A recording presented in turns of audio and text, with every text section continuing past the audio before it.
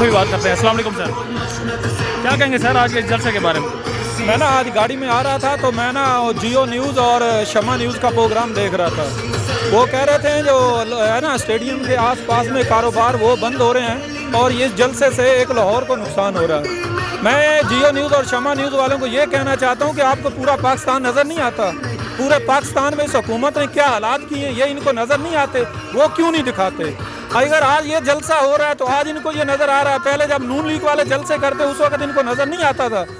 لہٰذا میں آپ کو یہ ریکویسٹ کرتا ہوں، مہربانی میڈیا ہے، آپ دیکھیں کہ یہاں کتنا نقصان ہو رہا ہے۔ یہ حکومت کی وجہ سے، دیکھو یہ پہلا وزیر اعظم ہے جس کے پاس چاروں صوبوں میں ایک وزیر اعلیٰ بھی نہیں ہے۔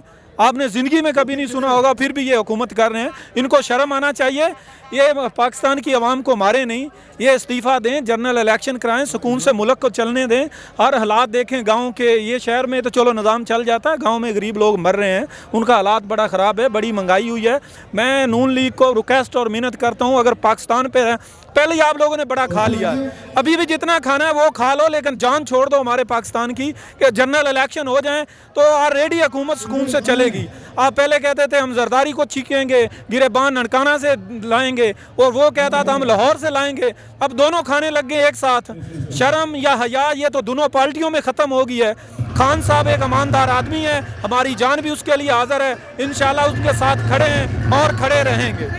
عطا تارڑ کے بارے میں کیا کہو گے؟ اسے کیونکہ گرفتار کرنے کے لیے سنا ہے کہ رات پولیس نے چھاپا مارا ہے۔ یہ سوال ہی نہیں پیدا ہو سکتا، عمران خان کو کسی کی اتنی ہمت ہی نہیں اس کو ہاتھ لگا جائے گرفتار کرنے کو، تو بڑی دور کی بات ہے۔ عمران خان کی کال پہ پورا پاکستان بلاک ہو سکتا ہے، لیکن خان صاحب پاکستان کے نقصان میں نہیں ہے، وہ فائدے میں ہے۔ وہ پاکستان کو ترقی میں دیکھنا چاہتا ہے، وہ نقصان نہیں کرنا چاہتا۔